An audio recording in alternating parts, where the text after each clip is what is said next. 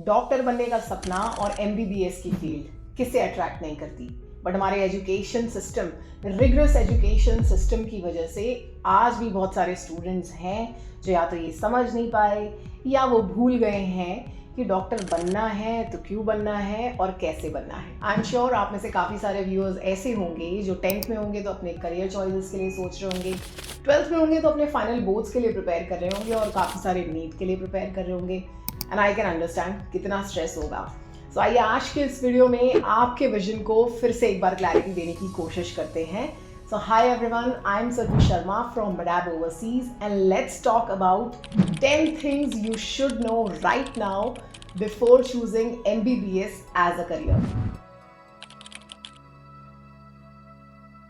Alright, so the very first thing you should be doing is to look deeply into this profession and have an understanding of it. Now what I mean to say is that बहुत सारे ऐसे students हैं जो इस profession को काफ़ी lenient वे में choose कर लेते हैं and down the line in future इसी वजह से काफ़ी स्टूडेंट्स को स्ट्रगल करना पड़ता है। तो आपके साथ ऐसा ना हो उसके लिए व्हाट आई वुड सजेस्ट कि first you should be doing your research. और ये रिसर्च आप बहुत सारे तरीक़ों से कर सकते हैं। लाइक आपके कोई रिलेटिव हैं जो डॉक्टर हैं, उनसे आप सीरियस डिस्कशन कर सकते हैं इसके बारे में। और YouTube पर आप काफ़ी सारी वीडियोस को देख सकते हैं, काफ़ी सारी इन्फॉर्मेटिव वीडियोस हैं जो डीपली इस टॉपिक को फोकस करता हो। डॉक्टर्स के पॉडकास्ट सुन सकते हैं, उनके इंटरव्यूज़ देख सकते हैं एंड मैनी मोर। अब इससे क्या फ़ायदा होने वाला है आपको? इससे आपको अवेयरनेस हो जाएगी कि कहाँ आपकी लाइफ में पुल बैक्स आ सकते हैं, कहाँ स्ट्रगल होगा और कहाँ आपकी लाइफ स्मूथ हो जाएगी। तो चलिए, अब आपकी रिसर्च भी कंप्लीट हो गई, आपकी ड्रीम करियर की पिक्चर भी आपको क्लियर हो गई, लेकिन अब क्या करना है कि अब आपको उस बात पर चलना शुरू करना होगा, राइट?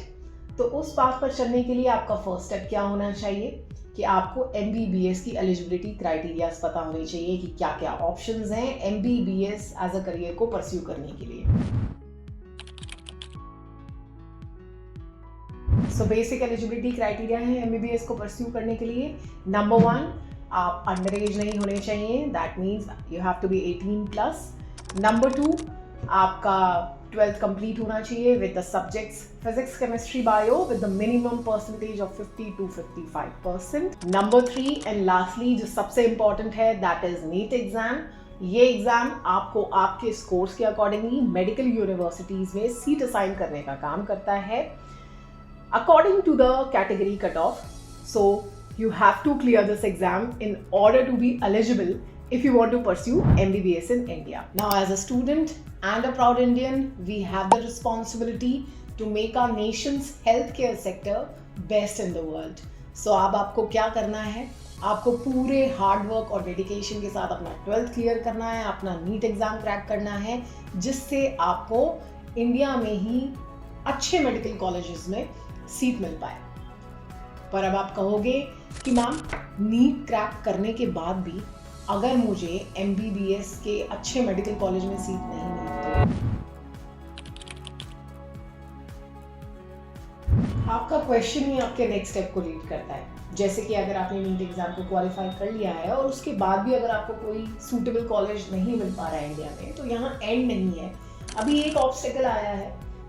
इसको पार करने के लिए भी तरीके हैं। आप एमबीबीएस अब्रॉड का ऑप्शन चूज कर सकते हैं, बाहर कंट्रीज में जाके अपनी एमबीबीएस को परस्यू कर सकते हैं, अच्छी यूनिवर्सिटीज, बेस्ट यूनिवर्सिटीज में एडमिशन ले सकते हैं और चाहे तो वापस इंडिया आकर भी अपनी एमबीबीएस कंप्लीट करने के बाद, इंडिया वापस आने के बाद आप आगे प्रैक्टिस को कंटिन्यू कर सकते हैं। नाउ नीट एग्जाम अपने आप में एक बहुत बड़ा टॉपिक है जिस पर एक डिटेल्ड वीडियो प्लान की जा सकती है।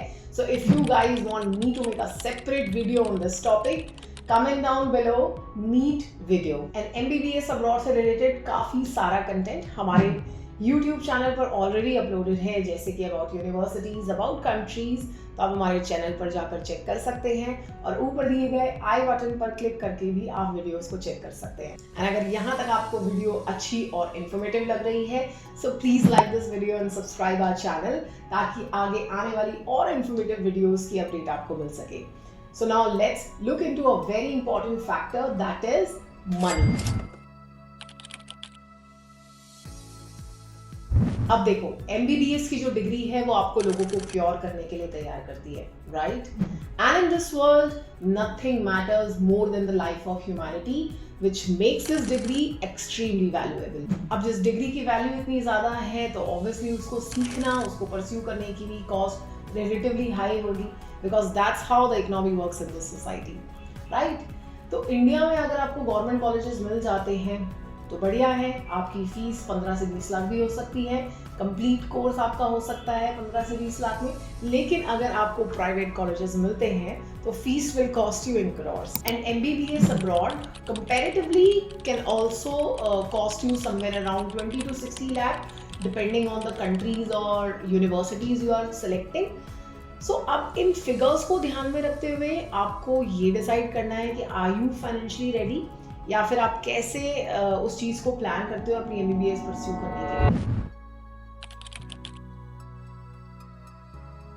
अब जो नेक्स्ट एक इम्पॉर्टेंट थिंग आप लोगों को प्लान करनी है, that is the research of the college you are deciding to study. It doesn't matter कि आपने इंडिया में किसी यूनिवर्सिटी को सिलेक्ट किया है या बाहर किसी यूनिवर्सिटी को सिलेक्ट करने का प्लान कर रहे हैं। मैटर ये करता है कि उसकी रैंकिंग क्या आ रही है। आप ऑब्वियसली रैंकिंग्स वगैरह सारी चीज़ें चेक करोगे।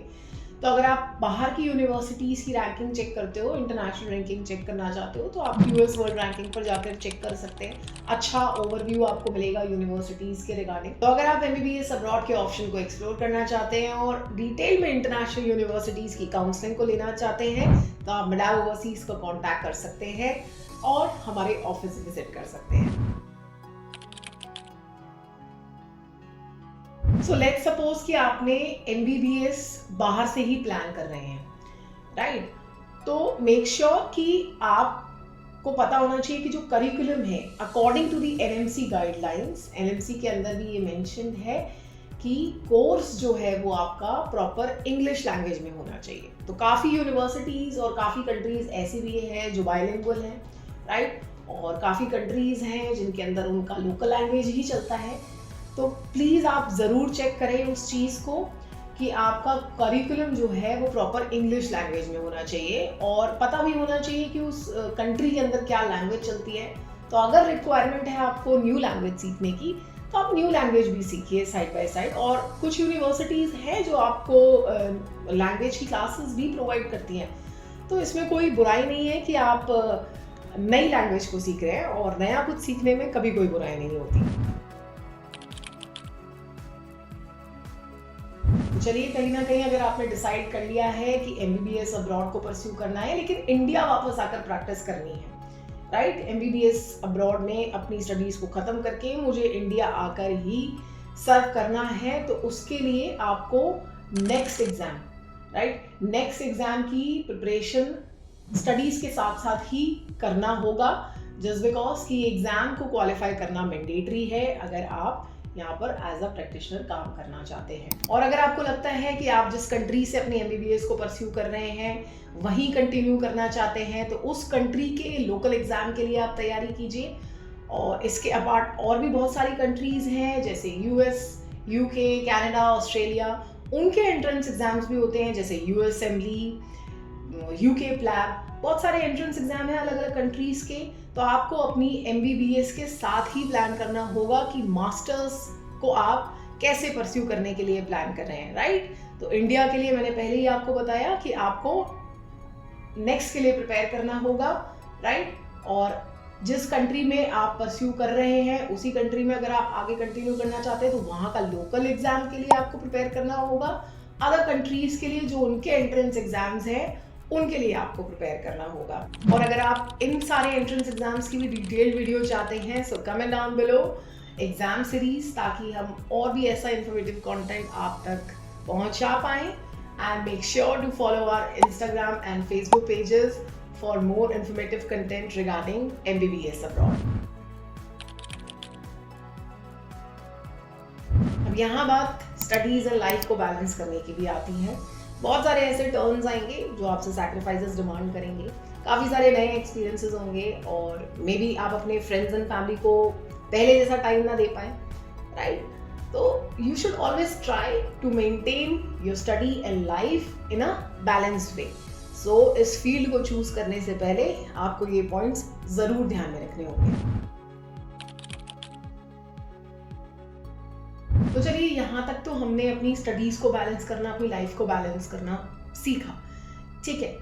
लेकिन आप अपने नई अपॉर्चुनिटीज भी ढूंढना स्टार्ट कर सकते हो, ट्राई कर सकते हो अपने फाइनेंसेस को मैनेज करना, राइट। तो अगर आप अपना स्टडी बैलेंस कर सकते हो, आप अपना शेड्यूल उस तरीके से बना सकते हो कि आप अपनी ही फील्ड में एमबीबीएस से रिलेटेड ही कुछ पार्ट टाइम जॉब्स अगर आपको मिलते हैं, तो अगर आप ट्राई करना चाहते हो अपने फाइनेंसेस को बैलेंस करने के लिए, तो आप ये चीज़ भी, इस अपॉर्चुनिटीज़ को भी मिस ना करते हुए आप इस चीज़ को भी ट्राई कर सकते हो, ताकि आपके फाइनेंसेस भी मैनेज रहें, आपको पता चले कि आप नई फील्ड में जा रहे हैं और सारी चीज़ों को आप कैसे अपने आप मैनेज कर सकते हैं बिना किसी की हेल्प के।